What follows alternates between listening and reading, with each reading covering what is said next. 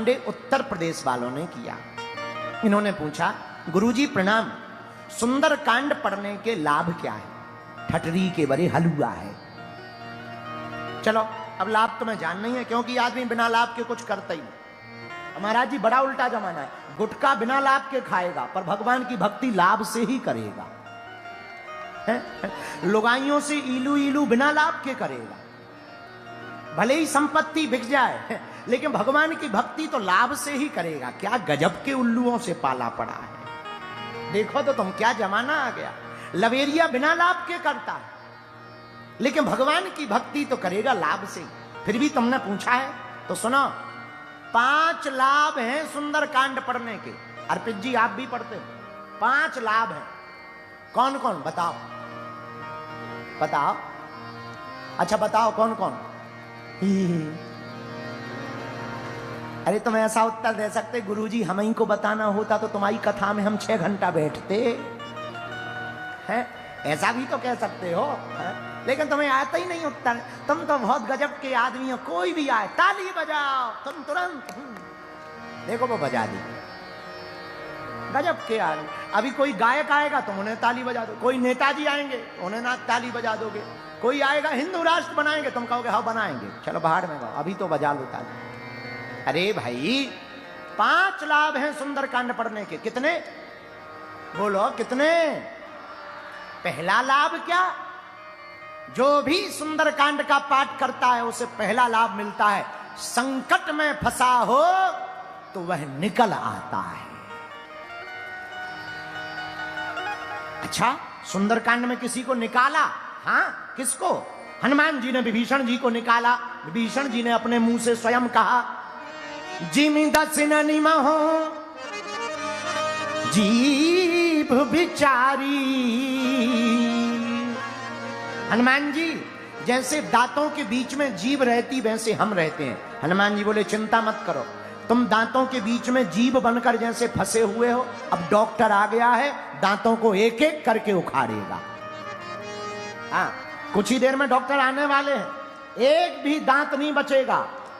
अच्छा, कई बार देखना तुम जीभ को, जीभ बड़ी कोमल होती, दांत बड़े कठोर, और हमेशा जीभ दांतों का सपोर्ट करती। खाने का अन्न दांतों में फंस जाए तो जीभ तब तक शांत नहीं बैठती जब तक निकल नहीं जाता। लेकिन दांत इतने खराब होते हैं कि अगर खाने के बीच में जीभ आ जाए तो वो बिल्कुल भी दया नहीं करते, तुरंत कट उड़ा देते हैं। विभीषण जी बोले यही हाल हमारा है, हम इन राक्षसों का बड़ा सपोर्ट करते हैं, रावण का, राक्षसों का, लेकिन इन्हें जब भी मौका मिलता है तुरंत काटते हैं। हनुमान जी बोले चिंता मत करो विभीषण, परेशान ना हो, दांत जरूर काटते हैं, लेकिन जब कभी दांत दर्द करता है तो ये जीभ ही डॉक्टर के पास जाकर बताती है कि ये किनारे वाला है, खतरनाक। और डॉक्टर पे क्या करता है, संसी से पकड़ के उखाड़ कर फेंक देता है। अब तुम चिंता मत करो, डॉक्टर आने वाले हैं। बोले कौन? बोले राम जी जैसे डॉक्टर आने वाले हैं जो लंका में रहने वाले राक्षस रूपी दांतों को उखाड़ फेंकेंगे।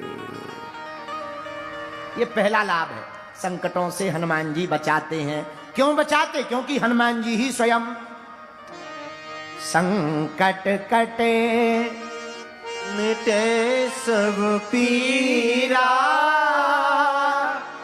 जो सुमरे हनुमत बलवीरा। हनुमान जी का परिचय क्या? संकट ते मान छुड़ावे, मन क्रम बचन ध्यान जो लावे। हनुमान जी का परिचय। तो आपने सर्वेश जी पूछा सुंदरकांड से पढ़ने के क्या लाभ?